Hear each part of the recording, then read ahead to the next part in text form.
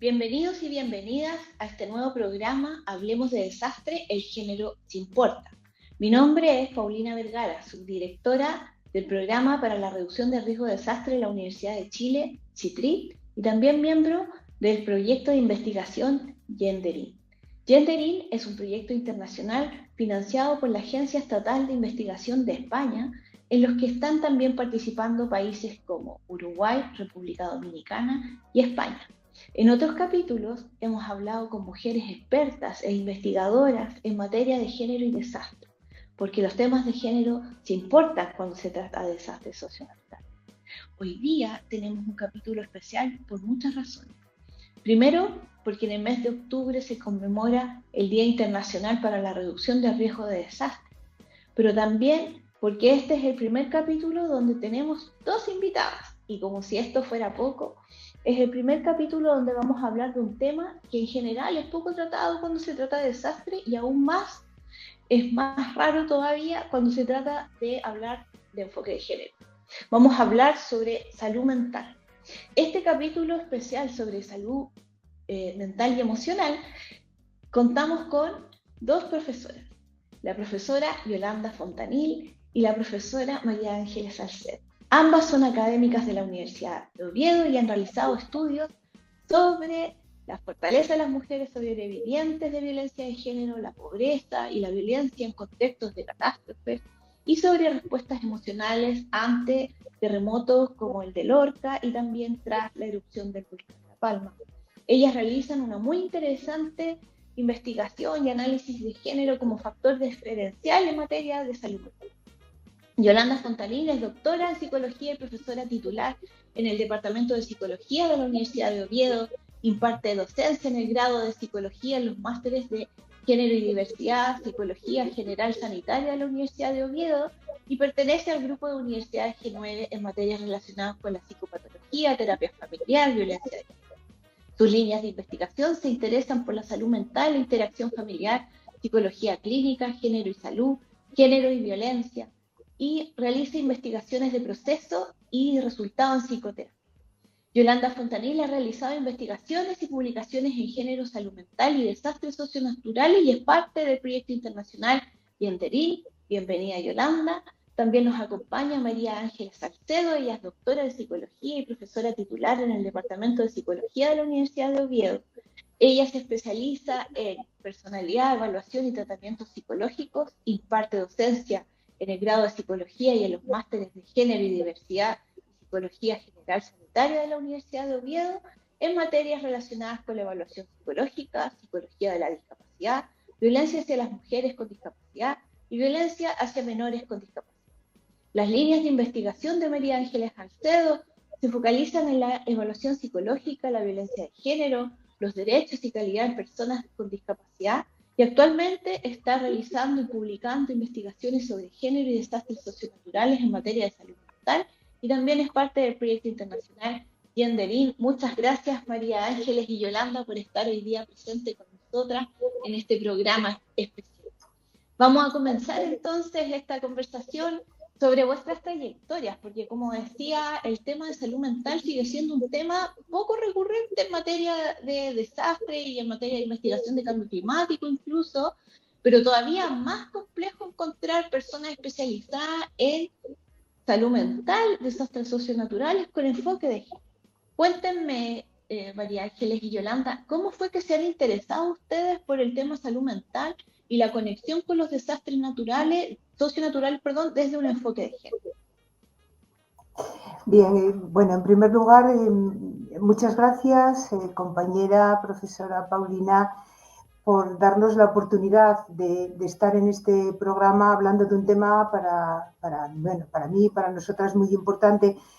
La pregunta que nos acabas de hacer, por mi parte, ¿cómo me he interesado por la salud mental? Bueno, pues en primer lugar, como psicóloga clínica, lógicamente, el bienestar emocional, psicológico y social de las personas, pues diríamos es el objetivo prioritario, ¿no?, en mi vida profesional. Por lo tanto, porque es esa salud mental la que afecta sin duda a la forma en que pensamos, sentimos y actuamos cuando nos tenemos que enfrentar en la vida algunas situaciones. Claro, cuando hablamos de desastre, lógicamente de desastres, la salud mental de las personas corre muchos riesgos y especialmente de aquellas personas más vulnerables, por ejemplo, en el caso de las personas con discapacidad, en mi ámbito prioritario de investigación y lo mismo, bueno, pues las mujeres en general en esta situación de desastres, ¿no? Entonces, es verdad, como bien comentas, que resulta difícil encontrar profesionales especialistas en el ámbito de la salud que hayan mostrado también interés por investigar el impacto de los desastres desde una perspectiva de género, ¿no? De hecho, pues hace ya más de un cuarto de siglo, que Fothergill ya apuntaba el abandono y negligencia de la investigación, ¿no?, sobre los impactos diferenciales de género provocados por los desastres. Y también es cierto que pese a que en estos últimos años ese interés investigador ha ido rellenando un poco la ausencia de conocimiento sobre el tema, también es cierto que las aportaciones desarrolladas desde el ámbito de la psicología, que es el mío, el nuestro, ¿no?, aún escasean cuando se analiza la unión del género, los desastres y la salud mental, ¿no? De hecho, sabemos que las mujeres víctimas de estos desastres presentan mayores riesgos y un proceso de recuperación más complicado, ¿no? Y a pesar de ello, pues se encuentran en una situación de gran invisibilización.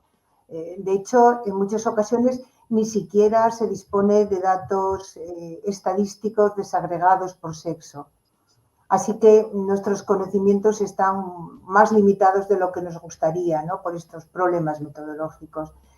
Pero, bueno, pese a esta necesidad de mayor investigación, la evidencia empírica existente pues muestra que las consecuencias negativas de los desastres no se limitan en exclusiva al ámbito económico, sino que afectan a la salud física y mental de quienes los viven, ¿no?, impactando en mayor medida sobre las mujeres y además limitando muchísimo sus oportunidades de vida, ¿no? Tal es así que tras la catástrofe los problemas de salud física y mental pues se ven agravados, así como los episodios de violencia de género, ¿no?, que aumentan en su frecuencia y son perpetrados por una gran variedad de agresores, ¿no? Bueno, pues claro, todo esto en el marco de trabajo que hemos desarrollado es el marco, ¿no?, en el que hemos desarrollado nuestras investigaciones sobre este tema desde los proyectos Gender, ¿no? Muchas gracias, María Ángeles. Yolanda, ¿cómo sería en tu caso si te interesaste por los temas? Creo que en mi caso, igual que en el caso de mi compañera Ángeles, la unión entre estudiar problemas relacionados con salud mental y el género me ha venido hecho. Yo siempre he mantenido que el estudio, y si queremos entender por qué se producen los problemas de salud mental, tenemos que enterarnos de cómo están las relaciones interpersonales entre los seres humanos y por lo tanto ahí todas las cuestiones de género es imposible hacer un buen trabajo en cuestiones de salud mental si pasas por encima de las cuestiones de género. Así que el paso que tuve que dar es acercarme a los desastres, ¿no? Ese fue como el pasito que tuvimos que darnos, acercarnos a los desastres. Bueno, creo que aquí el impulso de acercarnos a los desastres sobrevino de dos temas. Uno, sobre todo, de la directora de los proyectos Gender, Sandra Dema, que, bueno, pues es una mujer con un impulso organizador muy, bueno, muy importante, muy central. Entonces, nos atrapó a María Ángeles y a mí y dijo, tenéis que estudiar esto, y sobre todo era porque estábamos estudiando cuestiones relacionadas con trauma y con violencia de género. Entonces, sencillamente, la situación encajaba muy bien. Nosotros no nos separamos de nuestra especialización como psicólogas clínicas y inicialmente nos dedicamos dentro de los proyectos Gender a estudiar cómo se diversificaban las emociones en los desastres, cómo aparecían en los seres humanos todo lo que implica el mundo emocional. Entonces, por ahí fuimos. Partimos, digamos, de la premisa de que las emociones son parte del desastre, igual que forman parte de toda nuestra vida, ¿no? yo qué sé, cuando hablamos de vivir o de haber vivido un desastre, pues hablamos de emociones, sobre todo de emociones que nos han acompañado en esa experiencia de vivir el desastre, ¿no? De vivir la catástrofe. Sentir que estás sobrepasado, que tienes miedo, que estás orgullosa de lo que has hecho, que te has hundido en múltiples ocasiones, que te han defraudado personas con las que convives. Pues, por ejemplo, son ejemplos de todo este torbellino emocional que acompaña a las personas que viven y que sobreviven a una catástrofe, ¿no? Ante todo esto, digamos que los seres humanos reaccionamos de una forma muy variada, pero ante una catástrofe tenemos que poner en marcha estrategias para hacer frente a todo esto que se nos viene encima de forma inmediata, ¿no? Bueno, estas estrategias para enfrentarnos de forma lo más adaptativa que sea posible para nosotros y para nosotras a una catástrofe es lo que en psicología denominamos estrategias de afrontamiento. Y entonces nos apetecía estudiar en torno a todo esto y cómo aparecían dentro de los desastres, ¿no? Lo primero que hicimos fue mirar a ver qué es lo que teníamos alrededor, ¿no? Qué cosas sabíamos. Y nos encontramos con lo que tú comentabas, Paulina, y es que había bastante vacío, bastante confusión, Sí. Resultados súper contradictorios. Por ejemplo, por un lado se decía que en algunos estudios las mujeres sufrían mayor impacto del trastorno por estrés postraumático. Por un lado, algunos estudios decían eso, pero por otros, las mujeres parecía como que también tenían mayor control, mayor desarrollo emocional frente a unas estrategias de negación y de pérdida de actividad para los hombres. Como vemos, es que son como cosas opuestas y se necesitaba trabajar y se necesita trabajar mucho para organizarnos, ¿no? Para ver de qué va esto. En España, por ejemplo, quizá el primer estudio serio que se hizo sobre afectación psicológica centrada en que alguien sufra un desastre, pues no es precisamente muy antiguo. Fue el realizado por un equipo de la Universidad de Murcia que dirige la profesora Concha López Soler, a quien apreciamos muchísimo, ¿no? Y que se encontró con que a raíz del terremoto de Lorca, cuando empezó a evaluar la población afectada, pues sencillamente 1 de cada 2 personas estaban muy afectadas a nivel de trauma psicológico. Incluso después de un año, 4 de cada 10 personas afectadas seguían teniendo impactos muy importantes. O sea que la salud mental se impactaba de forma muy frecuente, ¿no?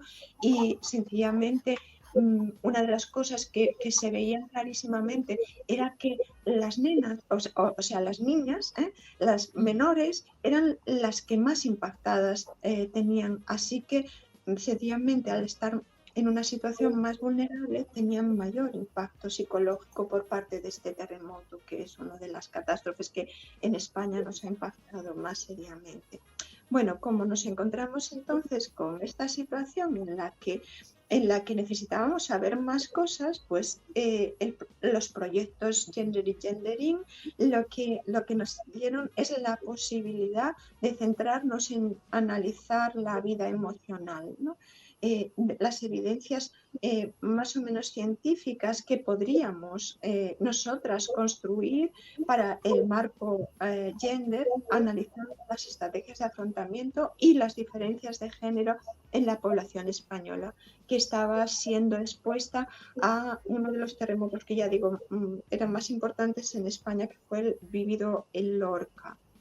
Es verdad que también estamos analizando otro de las catástrofes, ¿no?, que nos han afectado también en España, que es el volcán de La Palma. Ahora lo estamos haciendo de forma muy seria.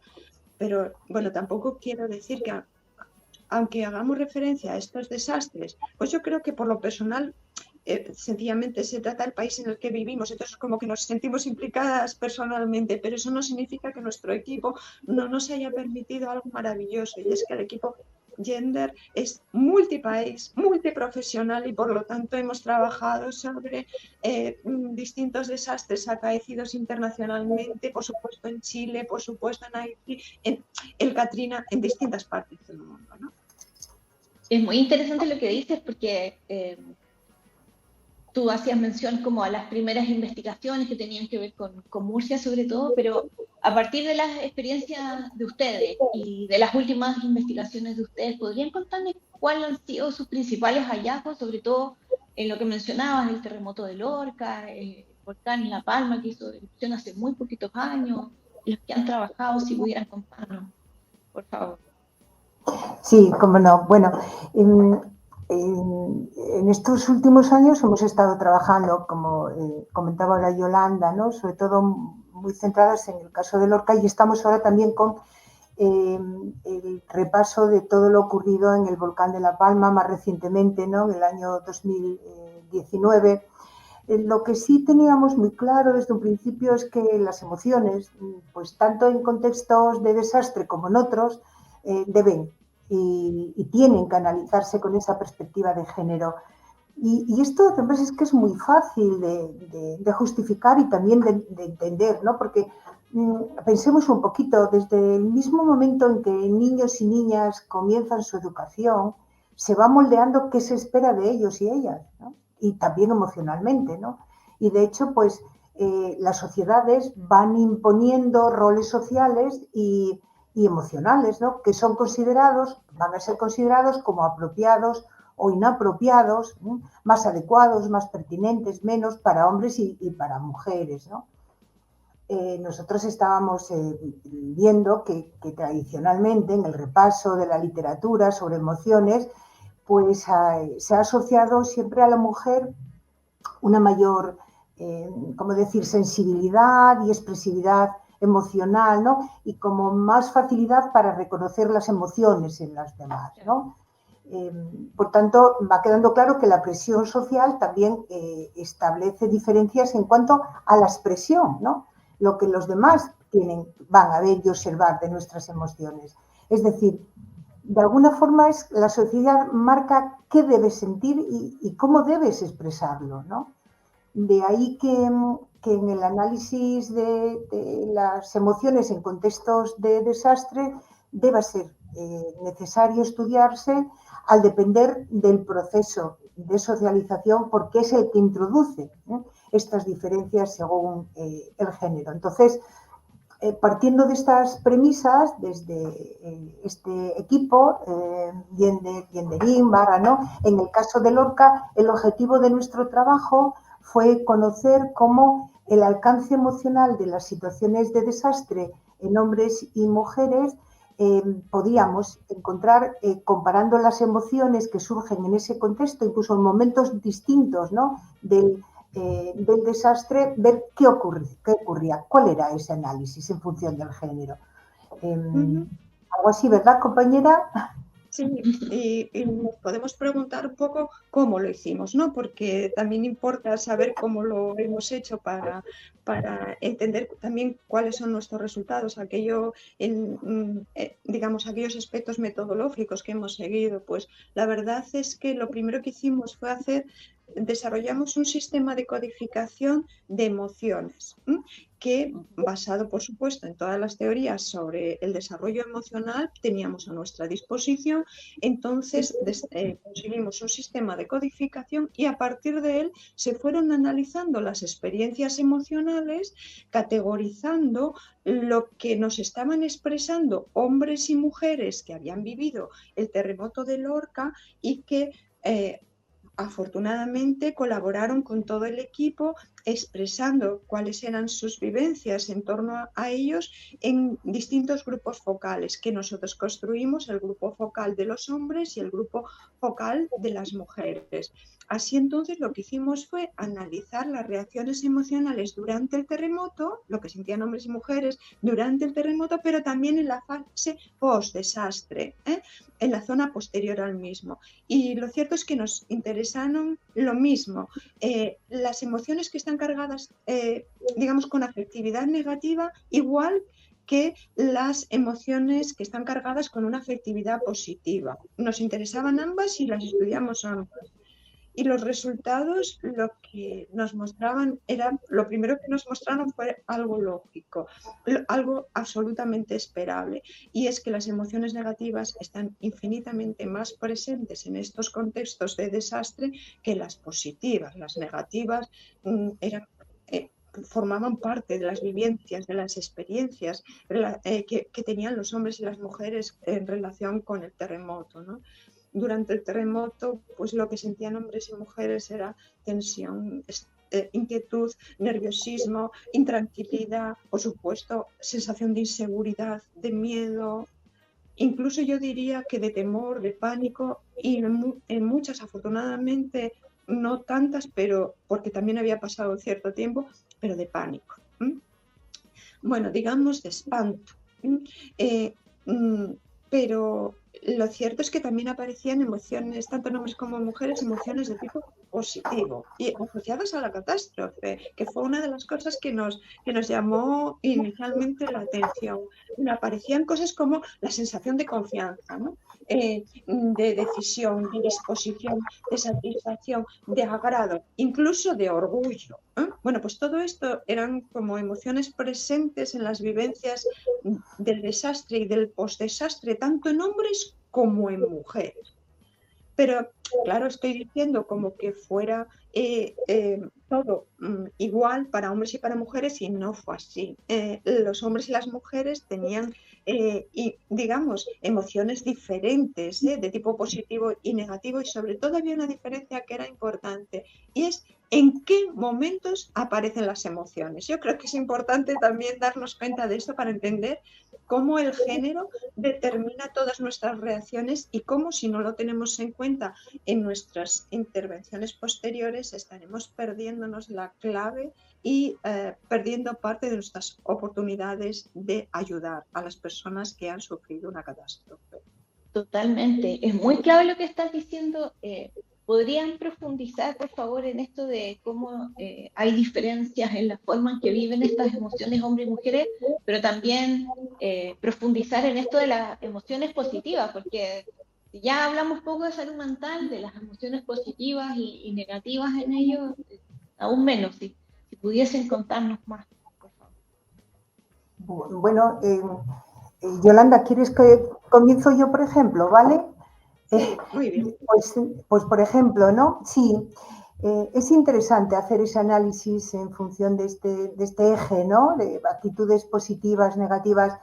De hecho, en las situaciones en las que surgían emociones que denominamos, ¿no?, positivas, hemos comprobado que aparecen en momentos diferentes, lo que comentaba ahora mi compañera Yolanda, ¿no?, en momentos diferentes para hombres y mujeres, ¿no?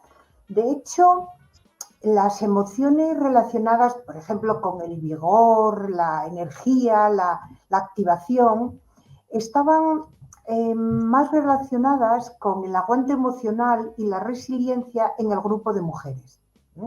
En cambio, en hombres estaban relacionadas más con el aguante físico y con las labores de tipo más activo, ¿no? A modo de ejemplo, podíamos recordar en el grupo de hombres, uno de ellos nos comentaba, aparecía en los verbati, ¿no?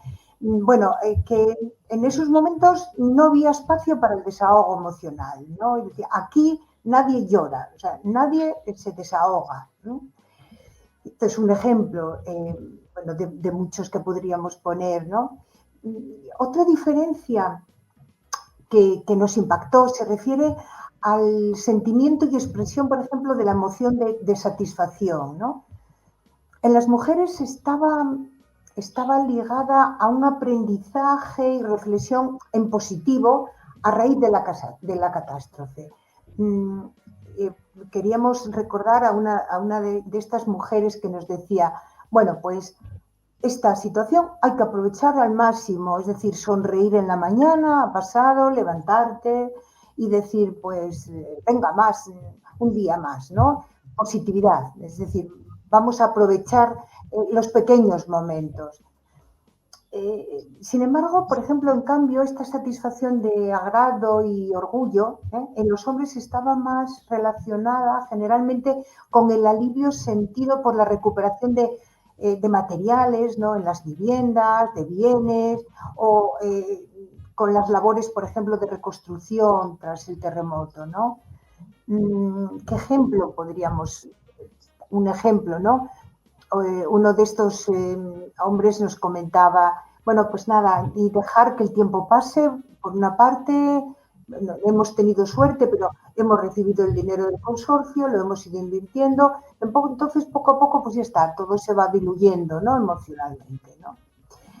Esto es, por ejemplo, otro de los ejemplos recogidos aparecen en los momentos inmediatamente posteriores al desastre, ¿no? Que también lo hemos analizado esa diferencia. Es cierto que surgen emociones de activación diferentes en los grupos de hombres y mujeres. Esas emociones que van dirigidas a reaccionar, ¿no? En las mujeres, por ejemplo, esta activación se orientaba más a tranquilizar a su entorno, por ejemplo, a la familia, ¿no? Procurando pues, un espacio emocional, asegurando a sus familiares y personas cercanas, siendo, por ejemplo, la calma, la tranquilidad y la relajación las emociones que intentaban, ¿no? Que prevaleciesen en esos momentos, ¿no? En cambio, los hombres manifestaban que una mayor activación conductual en esos momentos, ¿no? Dirigidas a reagrupar a sus seres queridos y centran sus esfuerzos en esa búsqueda activa, ¿no? Donde prima la decisión, la disposición, pero al lado estaban las mujeres, principalmente con labores de apoyo emocional, consolar y tranquilizar a sus seres queridos, evitarles dolor emocional, preocupación. No sé, bueno, más o menos esto en cuanto, como muchos, podríamos poner más datos, ¿no? Pero bueno, en cuanto a las evidencias relacionadas con las emociones positivas. Compañera, te tocan las negativas. Vale. Me hago cargo de la zona de las emociones negativas. Entonces, bueno, porque claro, es verdad que al igual que aparecen diferencias en las emociones positivas manifestadas por hombres y por mujeres, pues estas diferencias quedarán absolutamente claras y reflejadas en el caso de las emociones negativas, de las emociones de afectividad negativa, ¿no? La verdad es que las mujeres tienen sobre todo sentimientos de inseguridad, sentimientos de miedo, de dolor y de sufrimiento. Esos son sobre todo sus emociones más básicas, las más frecuentes. Y las negativas para los hombres realmente nos hablaban bastante de tristeza, de decepción, junto a una sensación de tensión emocional y de inquietud. Estos, como veis, son dos como patrones muy diferentes para hombres que para mujeres. Además, en el caso de los hombres se unía esto que estamos contando al sentimiento de ira, de enojo, de enfado, que estaba infinitamente más presente en el caso de los hombres que en el caso de las mujeres. Pero lo curioso es que cuando aparecían estos sentimientos, es muy importante para que nos demos cuenta, porque aquí estamos también para construir el futuro, ¿no? El sentimiento de ira, de enojo o de enfado aparecía sobre todo ligado al tema de la gestión de la catástrofe, de todo lo que tenía que ver con cuando intervenían las administraciones, ¿no? Digamos que eso es importante darse cuenta de ahí, ¿no?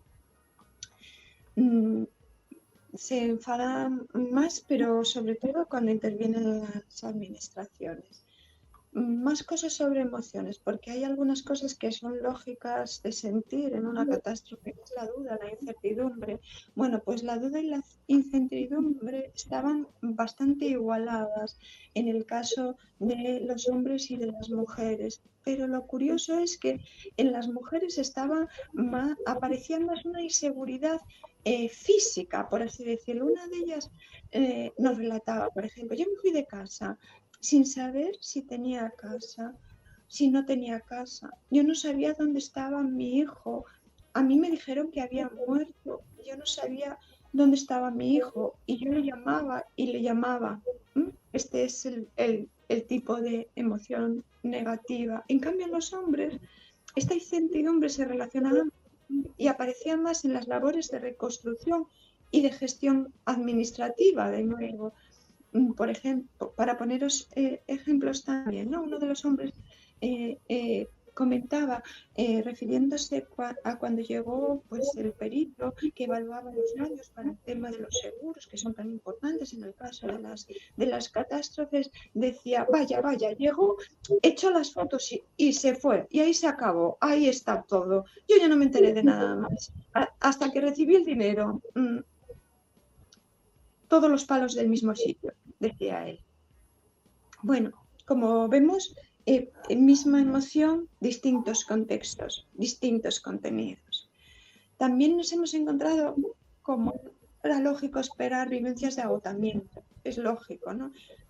Esto lo muestran tanto hombres como mujeres, pero bueno, digamos que es que hay una extenuación, sobre todo ligada, extenuación física, ligada pues a las labores que tienen que realizar tras los primeros días posteriores al terremoto, y también al cansancio mental por la situación que se vive en esos momentos, ¿no? Que es que parece que todo sobrepasa, porque es que todo sobrepasa, ¿no?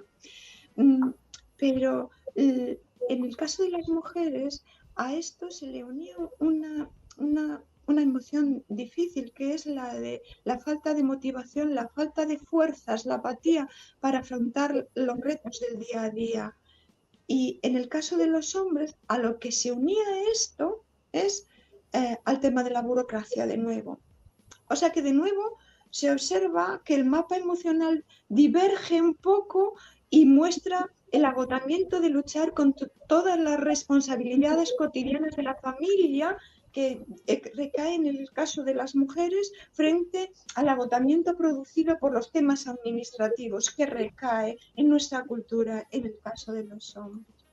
Y creo que sería para mí muy malo, y para mi compañera también seguro que me señalaba rápidamente, que hay una cosa que hemos hablado y que es muy importante recordar, porque es una diferencia de género importantísima. Bueno, queremos hacer mención específica a un hallazgo que nos parece muy clarificador de las diferencias en las emociones expresadas en función del género, y es que lo que tiene que ver con la afectación por parte de la catástrofe en la vida de pareja. Bueno, pues esta afectación solo es relatada por las mujeres. Solo es relatada por las mujeres. No aparece en el caso del tema de los hombres, ¿no? Bueno, varias mujeres incluso relatan haberse separado a raíz del terremoto, o muchas reflejan haber tenido problemas de pareja, y sobre todo nos señalan y nos describen cómo estos problemas resultan, estas relaciones de parejas que surgen ahí con conflictos, con problemas, se ven afectados por las actitudes que toman sus parejas, los hombres, a raíz del terremoto, que de hecho parecía como que ellas salían reforzadas del terremoto, pero sus parejas mantenían una actitud negativa que digamos que les recordaba constantemente la catástrofe y les causaba un malestar emocional que frecuentemente acababa en conflictos a nivel de pareja y en algunos casos también ruptura a nivel de pareja. Queríamos subrayarlo porque no son datos exclusivamente nuestros, nos encontramos con datos de, no sé, bueno, cuando estuvieron estudiando lo de las inundaciones de Tewkesbury, bueno, pues ahí también apareció, o sea, seguro que tú también conoces, Paulina, ¿no? Sí, totalmente. Me hace mucho sentido lo que hemos visto en Chile, pues distintos tipos de desastres, aluviones, terremotos y otros. Las mujeres siempre están hablando de la relación de pareja, como se tensa incluso en un momento de liderazgo, cuando ellas deciden o se ven enfrentadas a tener que liderar los procesos de reconstrucción. Incluso dentro de la emergencia se ven afectadas las parejas completamente. Y es un tema preocupante para ellas, pero invisible para ellas. Mucho sentido, me hace mucho sentido. Qué bueno que lo relevaron. Claro, de hecho, ahora cuando estabais conversando, se me ocurre, si me permitís, Sí, hacer una puntualización, porque es importante, ¿no? Todos estos ejemplos, bueno, y muchos otros que estaban recogidos en el proyecto, ponen de manifiesto claramente que la perspectiva de género resulta fundamental para entender y comprender cómo hombres y mujeres experimentan y vivencian estas situaciones que son tan imprevisibles y traumáticas, ¿no? Pero de ello se deriva y se desprende, y es aún más importante. Antes, Yolanda, creo que has hecho ya referencia a ello, ¿no?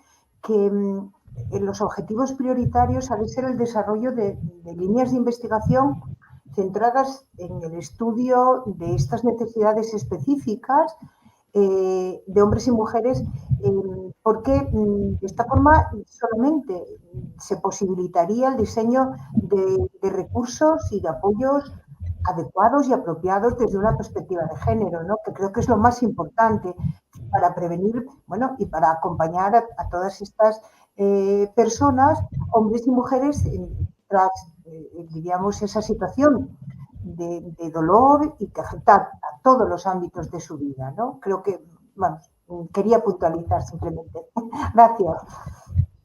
Sí. No me voy a tomar de esto último que decías para ir cerrando nuestra conversación, pero me gustaría preguntarles a ustedes qué es lo que creen que habría que hacer por parte de los estados y también cuando se entregan ayuda humanitaria para no sobrecargar en términos de salud mental a estas mujeres y cómo hacer para resguardar que estas mujeres, estas niñas que decían ustedes y jóvenes que se ven más afectadas tengan acceso a salud mental en estos contextos de desastre. Hoy día hay mucho material de organismos internacionales que insisten sobre la relevancia de las mujeres para la resiliencia en el caso de cambio climático y en el caso de desastres sociosanitarios y socionaturales, pero se habla poco de que las condiciones de violencia se mantienen, la sobrecarga está muy presente, lo que decían ustedes también, las diferencias de género son muy evidentes.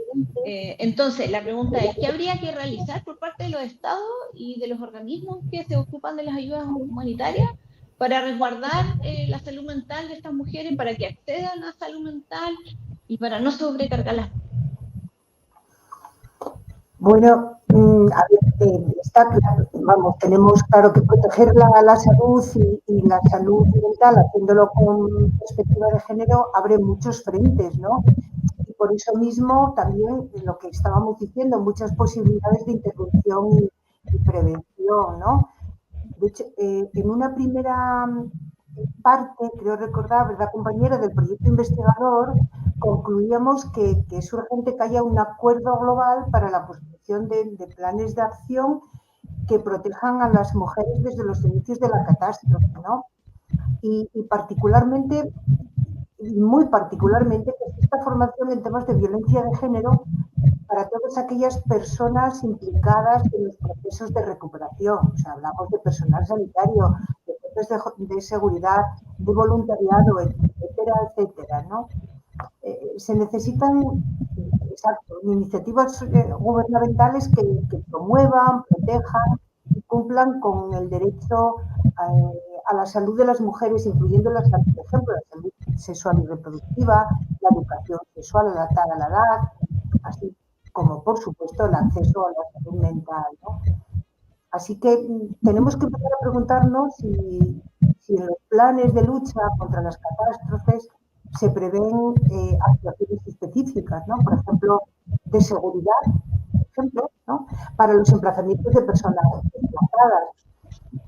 Por todo esto, en una primera parte del proyecto investigador, concluimos que era urgente que existiese un acuerdo global, ¿no?, para la construcción de planes de acción, ¿no?, que protejan a las mujeres desde los inicios de la catástrofe y particularmente que exista formación en temas de violencia de género, que no hemos hecho referencia específica a ella, pero que es uno de los graves problemas que aumentan y se incrementan en estas situaciones, ¿no?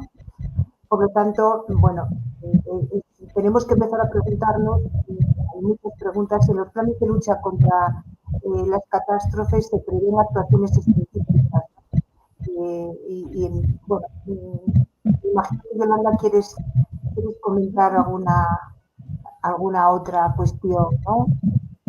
Pues no sé, yo creo que hay que empezar a hacerse preguntas por recursos desde los más pequeñitos a los más grandes, de aquellos que necesitan una implementación realmente pequeña a aquellos que necesitan una implementación ya con mucho proceso de pensamiento, de discusión, de decisión y de toma de precauciones antes de que se produzcan las catástrofes, ¿no? Vamos a hacernos algunas preguntas, por ejemplo, cosas sencillitas. ¿Se ha previsto dotar a los refugios o a los servicios de socorro de zonas de baños, de aseos, de retretes, a las que tengan acceso exclusivamente las mujeres, las niñas, las minorías sexuales y de género? Son cosas pequeñas, pero hay que ir preguntándose. Vamos a ir un poquito más allá. Se han previsto servicios de atención a la violencia de género en los campamentos, en los emplazamientos. ¿Dónde están localizados estos servicios de atención a la violencia de género? Se va a realizar comprobaciones de que, por ejemplo, las personas acogedoras de las mujeres desplazadas no sean agresores. Ya sé que esto puede resultar a lo mejor extraño para la imagen de una persona, pero hay que preguntárselo porque datos tenemos, ¿eh?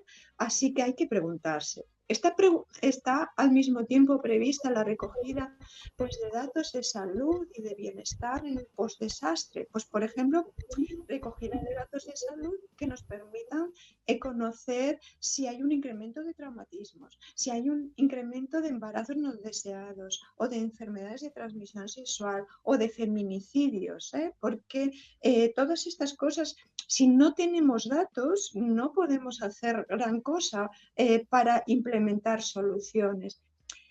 Se han previsto campañas divulgativas para recordar los servicios existentes también durante la catástrofe. Yo qué sé, a ver, hay, por ejemplo, los servicios sanitarios cuentan con figuras responsables, específicas, atentas a la salud mental en el caso de los desastres, atentos a la violencia de género en el caso de los desastres, figuras en atención primaria, en atención hospitalaria, en atenciones urgentes, en todos los niveles de atención sanitaria.